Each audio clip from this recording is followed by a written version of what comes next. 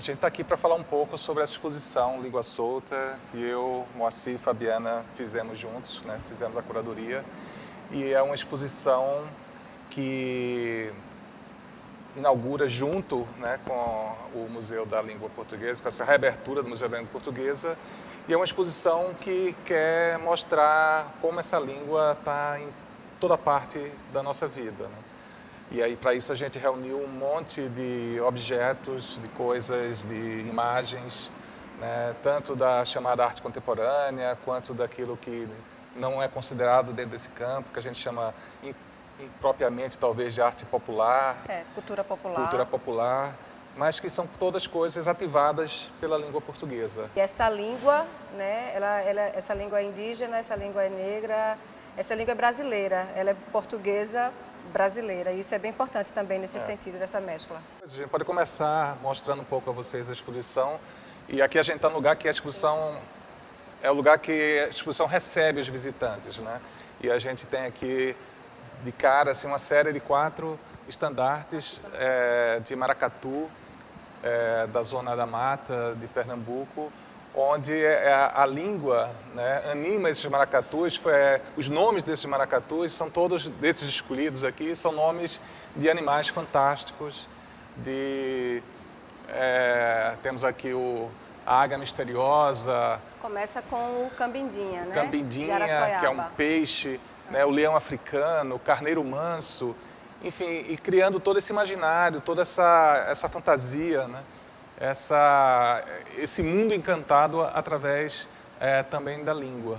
É quase como criar a ideia, né, quase criar uma fábula a partir desses nomes, né, que sempre são meio fantásticos nos maracatus, né? Esses são maracatus da Zona da Mata de Pernambuco, que se chama de maracatu rural ou maracatu de baque solto, né, que se diferencia do maracatu nação, por exemplo.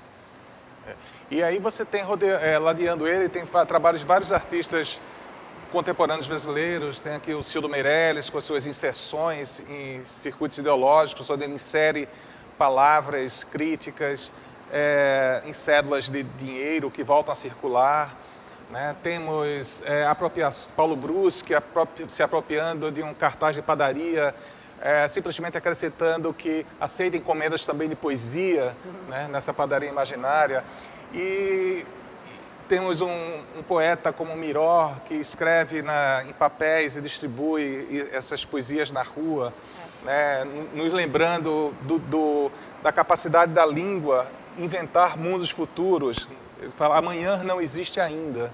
E tem várias inserções de Miró ao longo da exposição, né? Você vai encontrar lá e cá, que é meio como ele se espalha lá também pelas ruas, né? Ele distribui esses A4, que são poesias também.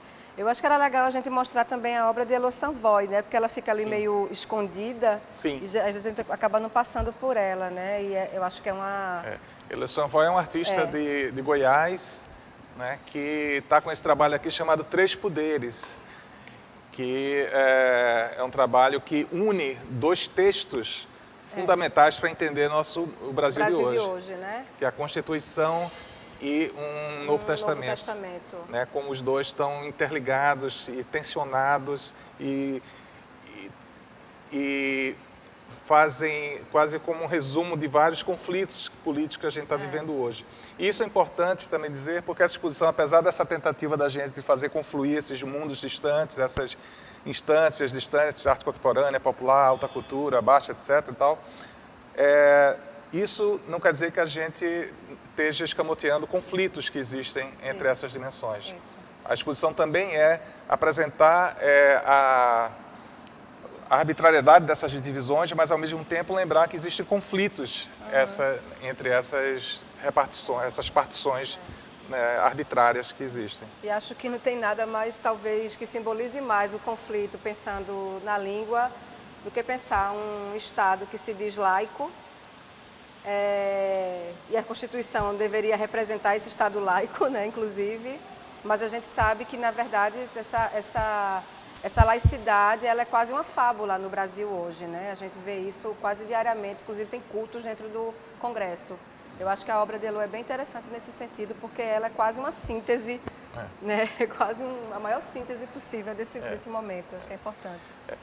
E aqui, voltando, tem um outro elemento também, um trabalho interessante na exposição, que eu acho que chama muita atenção do visitante, que são os memes, né? Nada também tão contemporâneo quanto e popular também, né? Como os memes. Fabi poderia falar um pouco. Esses memes são do coletivo Saquinho de Lixo. E a gente entende hoje, o meme, eu acho que ele é uma boa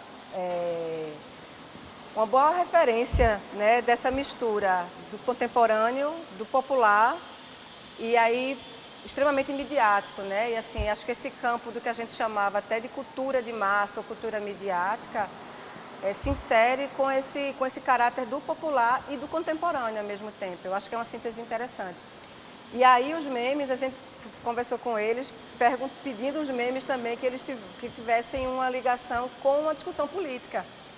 Aqui nesse passou agora, por exemplo, era o Nordeste, né? Eram as coisas que normalmente a gente ouve sendo nordestino. Acho que tem também uma discussão aí até sobre o próprio consumo da internet, né? A tristeza, depressão, euforia que estão relacionados a esse consumo feérico das redes sociais. Então, acho que é uma obra que, inclusive, tem um nome indizível. A gente não consegue dizer o nome da obra porque ele é todo feito só de emojis. Mas é um trabalho que eu acho que é uma boa síntese da exposição. E aqui, passada essa entrada, você tem esse grande, pode chamar essa grande salão aqui, né, desse espaço, que ele, de um lado e de outro, tem uma quantidade enorme de obras, de artistas, quase criando aqui um ricochete de sentidos, significados possíveis, né? A gente olha para um lado, olha para o outro, e a ideia foi a gente ocupar esse espaço o mais densamente possível, porque é assim que a vida da gente é ocupada pela língua também, né? A gente olha para um lado, vê um cartaz, olha para o outro, vê uma banca de revista, olha no celular.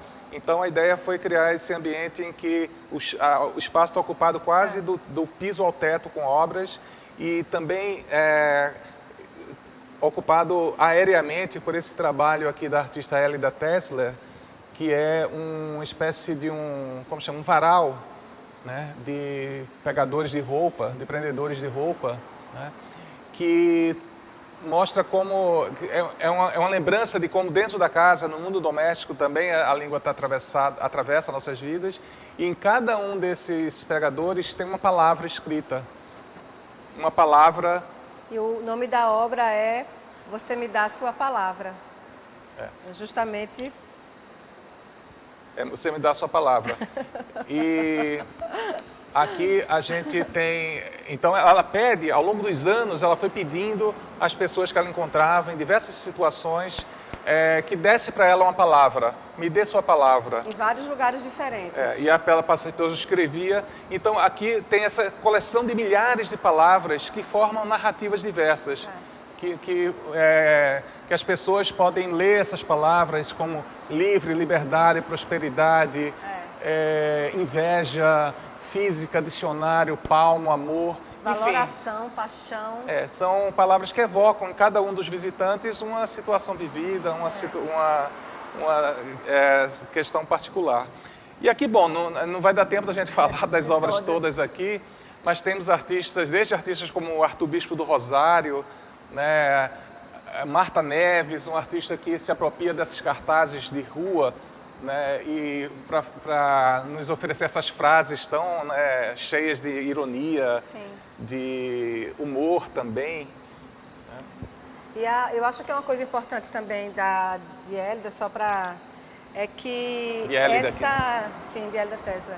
É que essa quantidade enorme de palavras que ela foi coletando por tempos vários e lugares vários, o que eu acho bem bonito da obra é que esse zigue-zague dela aqui, ela amarra, de fato, né, não só isso aqui, mas a exposição como um todo, e eu acho que o que é bonito é isso, né, é de tempos diferentes, de lugares diferentes, de momentos diferentes, e ela vai reunindo o que a gente trouxe aqui, né.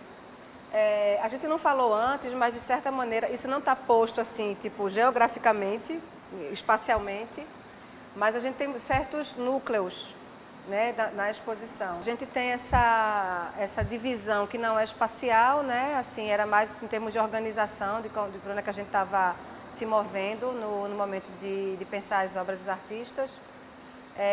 Então a gente tem mídia, casa, pedagogia, rua, religião, né? Esses espaços, essas áreas, digamos assim, permeadas por obras diversas e línguas diversas. Aqui, por exemplo, né, tem algumas dessas obras que a gente classifica como midiáticas, né, como vindas da mídia, né, como Saquinho de Lixo também. E aqui a gente tem esses trabalhos, né, especificamente a gente fala nesses dos jornais, né, de Antônio Manuel. E aí o que vai fazer uma amarração também, né, desses trabalhos, que tem a ver com o que a gente está falando, de mídia, de celebridades, né? Tem esses trabalhos aqui do Sérgio Ruiz, né, que falam Fábio Assunção, Sandy. Aqui tem um menorzinho dele também, que ele fala da Isis Valverde. E aí a gente vai brincar um pouco com essa questão da celebridade e ao mesmo tempo com a ideia de cultura popular, né? Essas placas, por exemplo, elas são espalhadas pelas ruas de Curitiba. Não sei se agora mais, cadê Moa? Não sei se agora mais elas estão sendo, mas há um tempo atrás elas eram colocadas pelo Sérgio Ruiz e as pessoas começavam a coletar essas placas, né? Elas foram ficando meio cult nesse sentido. E aqui tem esses trabalhos, né, esses 4 trabalhos de Alex Cerveny, que também trata da questão da celebridade, novelas globais, né? E aí a gente faz essas ligações, como eu falei, desse ricochete, desse espelhamento de sentidos, a gente coloca justamente obras que se referem a essa ideia de espelho, né? O Miró nos perguntando, e se no mundo não tivesse espelho? E aí, do lado, um Leonilson, né, nos oferecendo esse espelho.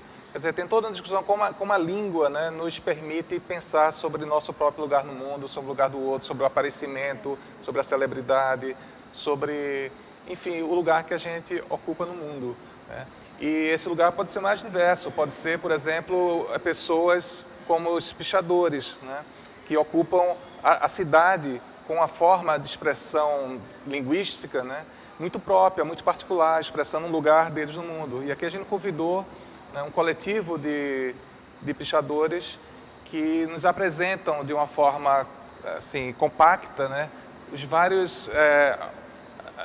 as várias formas, né, deles se exprimirem na cidade, né. Aqui em São Paulo, né, tem parte do centro de São Paulo, são prédios completamente cobertos do picho, né, que muitas vezes, inclusive, é ininteligível para nós outros que não participamos daquela forma de vida, né? daquele grupo social, daquela forma de expressão, né? Mas é uma forma de usar a língua portuguesa para exprimir e para aparecer, para criar uma imagem. Nós estamos aqui e nós falamos a língua portuguesa e nós a escrevemos a partir desse tipo de grafia.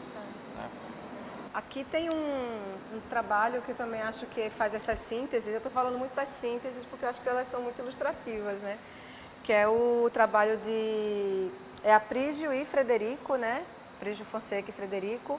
E ele pega essas flanelas que são vendidas justamente em sinais de trânsito, muitas vezes, né? Que são um objeto completamente banal, digamos assim, mas ao mesmo tempo um objeto que significa uma forma de sobrevivência de várias pessoas que estão, né, hoje, se você pensar no Brasil hoje, com recorde de desempregados, por exemplo, eu acho que são obras significativas, né? E aí eu acho que o que está escrito também, né? Eu não sou número nem invisível, eu acho que é importante, né? A gente geralmente fala os invisíveis, as pessoas invisíveis, e aí eu acho que é uma discussão interessante quando ele fala nem invisível, né? Que as pessoas não são invisíveis, as pessoas são invisibilizadas, né? O que é uma forma completamente diferente de você observar essa questão. Então, acho que é um trabalho importante nesse sentido, né? Aqui tem um clássico, né, Moa? É um clássico do Carlos Zílio, né? Um trabalho dos anos 60 ainda, onde ele nos oferece simplesmente essa palavra, dentro de uma marmita de trabalhador, essa palavra lute, né, quase como uma evocação, né,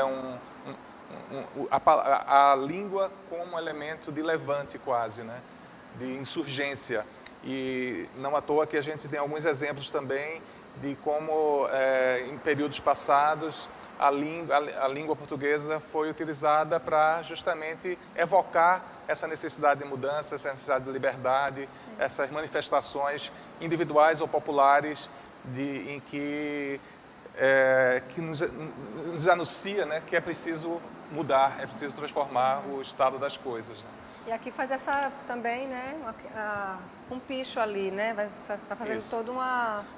Você tem digamos assim, a pichação política, o picho, você tem artistas como, aqui do lado você tem um artista como Paulo Nazaré, né, que também se utiliza da língua com esses cartazes que ele dá para as pessoas segurarem, para criar quase um curto-circuito, né, entre imagem e língua.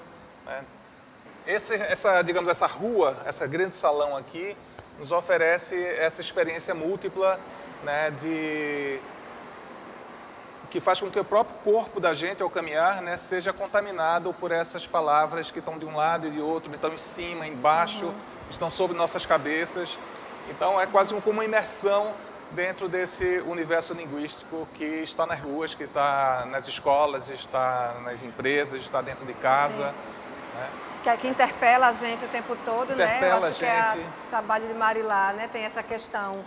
Né, tem um áudio, né, que ela pede para uma pessoa que fica na rua, né, chamando as pessoas a comprarem, a consumirem, né? Essa pessoa fica ali dizendo, venha, quanto é que você também paga por isso, quanto é que você gostaria? E ela faz isso nesse vídeo com essa letra o mais popular possível, inclusive, a gente vê essa letra no supermercado, no meio da rua, nas liquidações. E eu acho interessante porque ela faz isso de uma forma muito irônica e ao mesmo tempo muito sedutora, né? Ela estava na rua quando fez isso, as pessoas estavam na rua. Ela nos chama, né? Nos seduz por um tipo de códigos, né, da língua muito conhecidos, mas usa isso para também nos deslocar desse lugar conhecido. Né? E falar do valor das coisas, né? Quanto é que custa cada coisa. E aqui no final dessa sala, digamos, a gente encontra esse grande quadro negro, né, que é um trabalho da Cíntia Marcelli, né, que nos oferece esse espaço onde tradicionalmente existe, é o espaço da escrita, o espaço do aprendizado, né, da linguagem, e é um quadro que está todo apagado, né? É um quadro onde tem resquícios, vestígios do que já foi escrito nele. É quase como fosse o espaço da educação como esse espaço de potencial aprendizado de tudo, ou de quase tudo. Né? E a questão da língua portuguesa, da pedagogia, é algo também que atravessa essa exposição com outras obras que a gente vai ver daqui a pouco. Né? E acho que é um quadro, só rapidamente falando assim, acho que a extensão dele, de certa maneira, todo o trabalho que você vê aqui, né, dessa escrita reescrita, que significa também o ensino, né? Aqui eu falando também como professora, pensando em ser educadora, né? Do trabalho árduo que é esse ensinar, né? Do trabalho árduo que é essa linguagem e esse ensinar aprendendo também, que eu acho que é importante. Mas eu acho que é outra obra significativa, como a gente falou ali de Elo Savoy, por exemplo, e de Aprígio e Frederico com No Som Invisível, mas que eu acho que é outra questão que hoje é fundamental para pensar justamente no momento de desmonte, né? Você olhar, né? Quase você também materializa o quanto é árduo. E é interessante pensar que hoje a gente está ensinando via Zoom, via plataformas digitais. Isso aqui é quase a forma mais análoga que a gente conhece do ensino, mas ao mesmo tempo eu acho que ela é extremamente representativa para pensar sobre ele, sobre como é árduo fazer isso, como é árduo ensinar e ao mesmo tempo como é extremamente, né, a gente sabe disso há muito tempo, como é desvalorizado, né? A gente falou tanto em educação nos últimos anos, pedindo por educação, mas isso não aconteceu, né? A gente teve quase o efeito contrário, né? Acho que o quadro de Cíntia é bom para pensar nisso. E aqui nesse chão, né? Essa paisagem é justamente feita de pó de giz, né? Quase como essa memória desse trabalho tão árduo de educação que Fabiana mencionou. Que tem esses dois trabalhos também que a gente associa, né, a esse chamado núcleo pedagógico, né, que tem a relação aqui com Cíntia Marcelli, com o quadro, com outras obras que estão logo aqui. E tem esses dois trabalhos ensinando, né, quase na verdade não é ensinando, né, mas é mostrando essa palavra, né, e acho que isso é interessante porque você tem aqui Anabela Geiger com uma palavra que talvez tivesse um peso muito específico naquele momento, tem ainda, né, que é burocracia, anos 70, nos anos 70. E aqui você tem a Agripina Manhattan, que faz uma analogia a esse trabalho anterior, mas com outra palavra que tem muito significado muito específico e importante também no tempo de agora, né, que é a transfobia.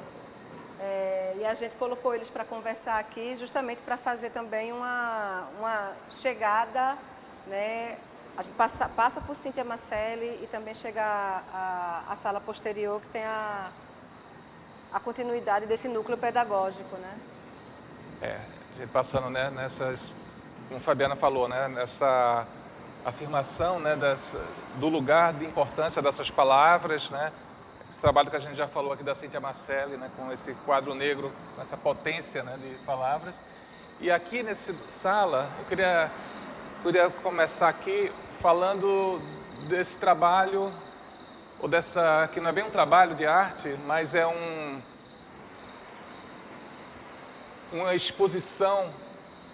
A gente traz para dentro da exposição esse núcleo, que é um audiovisual, que a gente reproduz aqui, traz para dentro da exposição 4, a gente chamaria hoje slide shows, né? Mas 4 apresentações de imagens que eram utilizadas no plano de educação, de alfabetização de adultos de Paulo Freire, no começo dos anos 60. Né?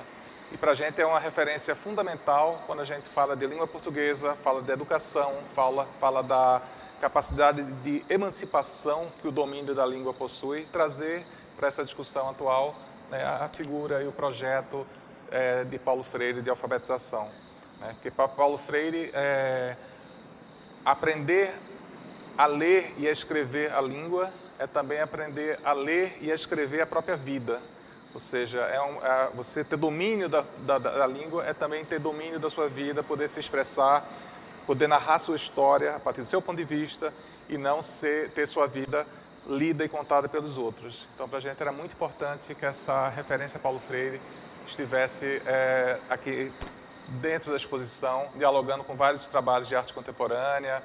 E aí a gente tem imediatamente na frente aqui um trabalho de um artista, né, contemporâneo, Jonatas de Andrade, que exibe esse alfabeto feito de talos de cana-de-açúcar. Né? São os trabalhadores da Zona da Mata, de Pernambuco, que formam esse alfabeto com cana, mostrando essa materialidade, é uma coisa que Paulo Freire falava muito, né? O método dele era muito a partir da materialidade da língua, né? Como a língua está imersa na vida cotidiana das pessoas. Que eu acho que no caso de Jonatas, né, tem justamente essa premissa que Paulo Freire trazia, né? Que é você usar da própria vida, né, a vida escrita e fazer do próprio trabalho também, né, a forma de você se expressar, né, sem fazer essa separação que muitas vezes a sala de aula provocava, né, a sala de aula como lugar do ensino e a vida como uma outra coisa. Como se a língua fosse algo abstrato. Exatamente. Né? Mas a língua, como ele falava, é algo que está, né, irremediavelmente, totalmente imerso na vida. E é interessante esse alfabeto porque existem outros alfabetos aqui também na exposição. Né? Se a gente vier para cá, só um dos alfabetos talvez mais bonitos e mais desconhecidos do público de arte, inclusive, é esse alfabeto de Leonilson, né? Um trabalho do final dos anos 80, em que ele cria com essas imagens, com esse vocabulário plástico característico dele, esse alfabeto que tem esse título maravilhoso, esse trabalho, chama-se A Esperança. Ou seja, isso conecta diretamente com o que a gente acabou de falar sobre Paulo Freire, né? Como, falando desse caráter emancipador que a língua possui. Cíntia Marcelli também, né? Cíntia Marcelli também, com essa potência, né, que a educação possui. E esse eu queria que Fabi falasse um pouco dessas cartas da maré. Esse aqui eu acho que é um trabalho dos mais bonitos, assim, se é possível fazer um elencar, né? Mas esses trabalhos são, como outras cartas que tem aqui na exposição, né? São cartas, não são trabalhos de arte especificamente, primeiramente, né? Mas são cartas que pessoas moradoras da Maré, no Rio de Janeiro, né? Enviaram para, vou falar o nome dela, né? Para a juíza Regina Lúcia Schucker de Almeida Costa de Castro Lima. E era justamente um momento que a favela estava recebendo uma intervenção, né? E aqui tem várias pessoas, né? Fernanda com 11 anos, Ana com 60, Bruno com 38, várias pessoas de várias idades, né? Tem muito mais cartas, a gente coletou algumas, escrevendo a essa juíza e dizendo que aquele lugar é um lugar, né, que precisa ser tratado como um lugar possível, né? Não como um lugar a ser eliminado, a ser silenciado, né? E eu acho que essas cartas são peças muito fundamentais aqui também, né? E mais uma vez a língua, né? Servindo como esse instrumento de afirmação de desejos, de vontades, de direitos, né? Política, né? A língua fazendo política, né? E ela faz política também em outros espaços que a gente às vezes nem presta muita atenção, que está tão naturalizado como o espaço da canção popular, né? Tem esse trabalho do Haroldo Saboia, que está em vários lugares da exposição também. Ele pega como aqui, nessa bandeira, ele transforma trechos de músicas em bandeiras, né? Ele tem essa série, né, chamada Oráculo, e dessa série Oráculo, que são justamente esses trechos de canções, né, tem acho que 3 ou 4 em 3 aqui no 4, né? Na exposição, e aí é engraçado porque você desnaturaliza a canção também, você canta e ela ocupa tanto sua mente como outra coisa que você esquece que ela é letra, né? E que ela também está falando de vida, né? Todas as bandeiras do Oráculo de Saboia que estão aqui têm a ver com o que a gente está trazendo, né, com o que a gente quer falar nessa exposição, né? Que a gente está falando sobre política e sobre vida. Sobre desejo. Sobre desejos. Então, nessa aqui, por exemplo, você tem essa frase: quero ter olhos para ver a maldade desaparecer. Ou seja, a língua permite a gente enunciar esse desejo, né, e transformar esse desejo de algo individual em algo coletivo na medida em que é transformada numa canção que é cantada e escutada por tantas pessoas. E aqui nessa exposição temos, mais notadamente político, temos um trabalho, por exemplo, aqui do Hélio Oiticica, um parangolé dele, onde é um dos poucos parangolés nos anos 60 que esse artista tão conhecido, né, o Oiticica, ele se valia da língua, né?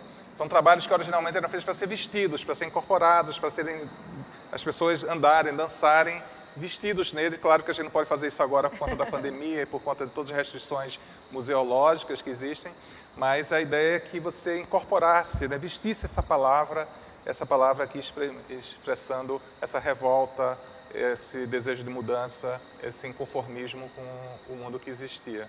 A gente aqui tem a área dos palavrões, que também são importantes outra forma de outra expressão forma de expressão da língua, importantíssima. Esse trabalho aqui é de Marep, né? É um trabalho que tem uma ativação, né? Esses tecidos, eles são feitos para serem... Essas palavras são feitas para serem gritadas e os tecidos rasgados no momento em que você grita a palavra. E aqui você escolhe as palavras que estão disponíveis para você gritá-las, né? São palavras, ou palavrões, ou palavras chulas, ou como leso, normais, bujão, viado, vagabundo. E a ideia é que as pessoas rasguem esses tecidos e ao mesmo tempo gritem essa palavra ao mesmo tempo. Né? Será que a gente consegue gritar ordinário e rasgar? Pode tentar. Vamos lá? Vamos lá. Ordinário! Não deu. Aqui, agora vai, puxa aqui. Vai. Ordinário! E a ideia é essa, das pessoas lerem e gritarem, falarem. E aqui temos outros trabalhos da Dora Longo Bahia, com essas paisagens idílicas aqui de Fernando Noronha. Expressões que a gente usa no dia a dia, né? Que você vê pichadas nos banheiros, nos bares, que você vê nas ruas, né? Que você vê esses palavrões. São parte do uso da língua corrente portuguesa. Né? Exato. E então, outra expressão também muito corrente da língua portuguesa é na denominação desses produtos de alimentação que vendem em praia, vendem, né, no meio das ruas, como um picolé, né? A gente fez uma pesquisa nacional, né, sobre os nomes, né, os possíveis nomes. De picolé. Picolé, e aí, enfim, a gente começou a fazer a pesquisa, vocês imaginam, quando começa a pandemia, a gente ia viajar para coletar mais nomes, por exemplo, em Belém se chama Chopp, e a gente queria muito essa placa, mas a gente não conseguiu, mas a gente conseguiu algumas aqui, daí você vai vendo, né, e no mesmo lugar, né, a gente tem aqui essas placas, por exemplo, aqui são do interior de Pernambuco, Tabu, aqui Camaragibe, que é a região metropolitana de Pernambuco também, Dudu, que é muito comum. Tá vendo? Aquela se repete, inclusive. Cremosinho. Aqui foi no Sertão, né? Dida. Pernambuco. Dida também é muito comum. Picolé, que todo mundo conhece. Aqui vem de Flores, também no Sertão.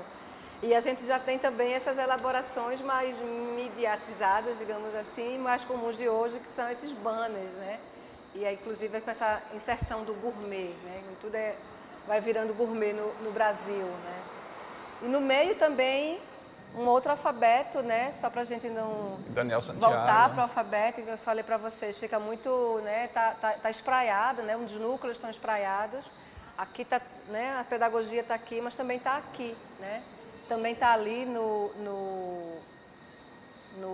Aurélio e referência nos aos dicionários, né?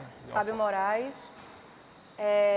Aqui é um trabalho também que é um trabalho duplo quase, né? Tem o vídeo, mas tem também os livros, que essa escritora lá de Caruaru, no Agreste de Pernambuco, Maria de Lourdes, ela conversou comigo, com o Moacir, né? E com o João, e fez esse documentário, fez um pequeno documentário sobre ela, falando um pouco sobre o trabalho dela, né? Como é que ela começa, a vida dela. E Maria de Lourdes escritora, né? É uma escritora que usa, inclusive, esse crachá, né, se apresentando como escritora, uma mulher evangélica, né, e ela usa de uma folha de A4, datilografa, cria as histórias dela, né, recorta e vende pelas ruas esses pequenos livretos, né, que estão aqui pendurados como cordéis, assim. E ela se orgulha muito de ter feito mais de 45 livros já, né. Ela trabalha em casa nessa máquina, né, que vocês estão vendo aqui, e é muito legal porque Maria de Lourdes ela tem essa questão, ela não esperou que um campo, como é que eu posso dizer, autorizado, dissesse a ela que ela era escritora.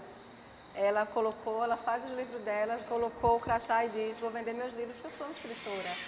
E acho que essa é uma das formas mais bonitas, né, de você se apropriar da língua e de conquistar essa autonomia, né, da língua, né? A língua lhe dá essa autonomia. De certa maneira, vai conversar com o trabalho de Bispo do Rosário, né, que a gente vai falar no final,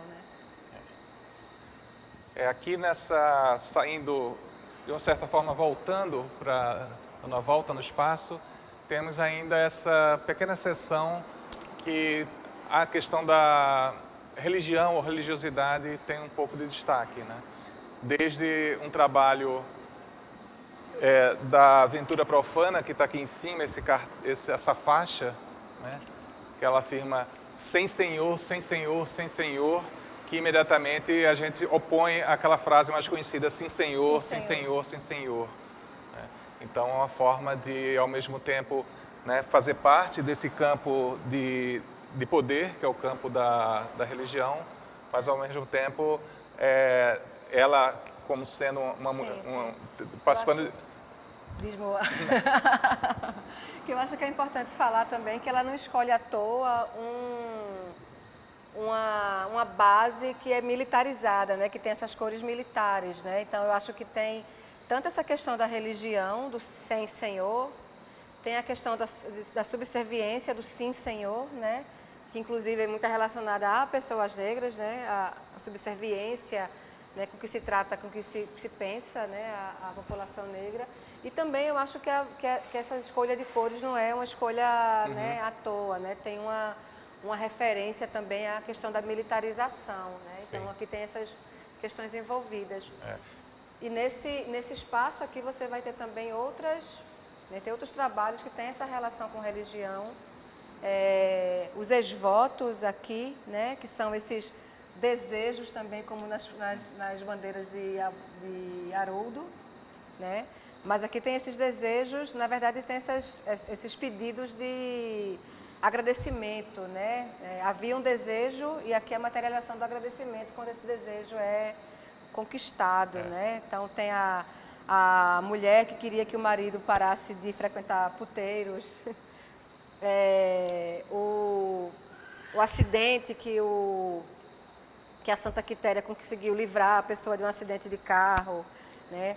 Agradecer a Santa Quitéria que interviu no parto de nossa vaca. Então você tem aqui, né, tanto situações mais urbanas como motocicletas, quanto essas mais rurais, né, como eu falei agora do caso da vaca, né? E aqui em todos esses trabalhos e mais outros de artistas contemporâneos que estão aqui, como desde Mira Schendel, Zé Rufino, o Pedro Moraleida, né, tem essa relação de como a religiosidade ela também é atravessada pela língua, ou seja, como a língua, né, também ela informa esse lugar do sagrado, do divino, ou dessa outra dimensão da vida, né?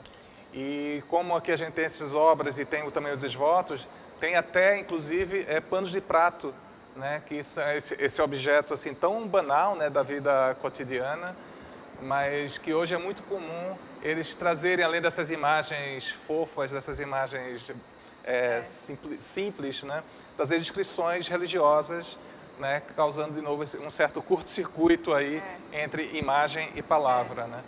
E eu acho que também tem muita presença evangélica, né, no Brasil, né, que eu acho que é importante a gente pensar nessa cultura popular, né, atravessada por um Brasil que está ficando cada vez mais evangélico, né? Isso impacta diretamente também nessas questões. Né? E essa, digamos, essa presença da religiosidade evangélica, ela atravessa, através da língua, ela entra em todas as várias dimensões da vida, inclusive quando a gente está lavando o prato, né? E isso está do lado aqui de trabalhos conhecidos dos anos 60, da Mira Schendel, né? Que são essas monotipias, que também tem, né, para quem conhece o trabalho da Mira Schendel, porque a Mira Schendel tem esse sentimento de religiosidade, de busca, né, de contato com uma compreensão do mundo, né, mais, digamos assim, descolada das questões terrenas. Então você tem uma série de relações possíveis aqui entre artistas diferentes, tempos diferentes, formas de vida diferentes, atravessadas pela religião e pela língua portuguesa. Eixo, cabeça pontiaguda. Corta no meio o problema que depois... A gente aqui vai dando essa volta, né? Vai voltando para esse começo que é fim e fim que é começo. E tem essa obra aqui que é da Rivane. Essa obra da Rivane Nochivander, que ela reproduz na parede histórias em quadrinho, né, do Zé Carioca. Né? Mas ela reproduz, na verdade, só os campos de cor, né, abstrai todos os personagens, todos os textos, deixa só o campo de cor com os balõezinhos que são possíveis de ser preenchidos pelos visitantes da exposição com suas próprias histórias, com seus próprios textos. Então, com todos os protocolos de segurança aqui, o visitante pode pegar um giz e pode...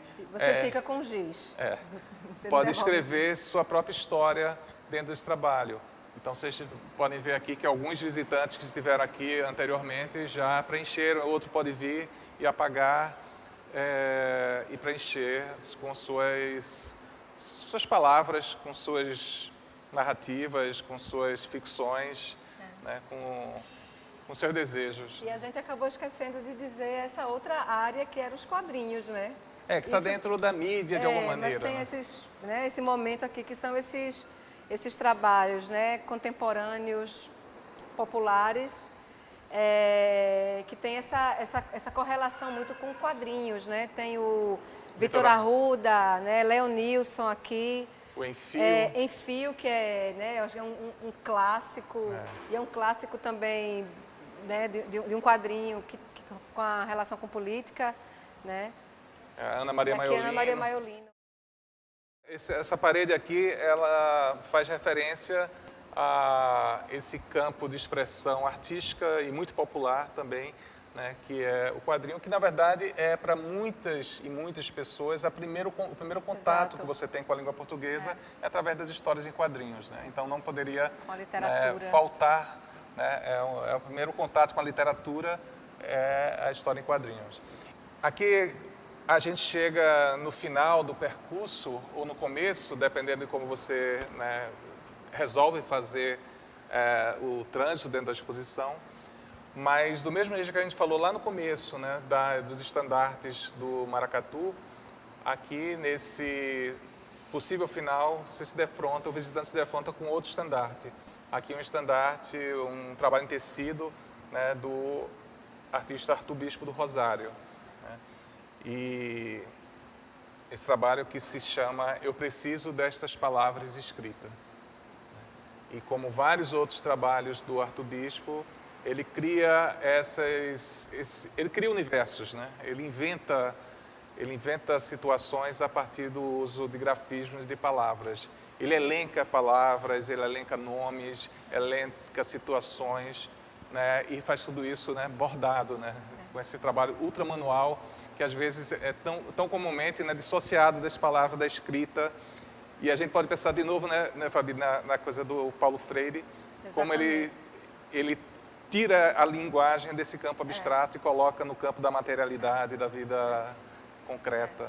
E também, né, no Maria de Lourdes, né, como a gente falou ali, né, de ter essa autonomia mesmo de pegar a palavra, bordar a palavra nesses tecidos, ou nos trabalhos como tem ali o fichário também, a gente passou por ele.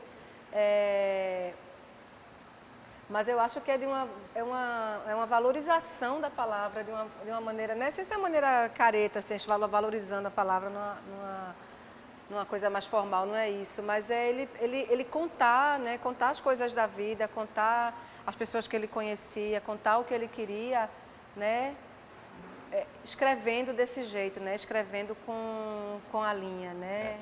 E tem essa frase muito bonita aqui, eu preciso dessas palavras escritas. E era assim que ele escrevia, né? E o nome dessa palavra é eu preciso dessas palavras materializadas, né? Exato. Eu preciso de dar concretude ao que é palavra. E eu acho que isso é uma coisa que atravessa toda a exposição, né? Que a gente falou lá no começo. O objetivo da exposição é isso, mostrar como as palavras animam as coisas que a gente vive, né? Talvez esse trabalho do Bispo seja quase um resumo dessa ideia, né? Pois é.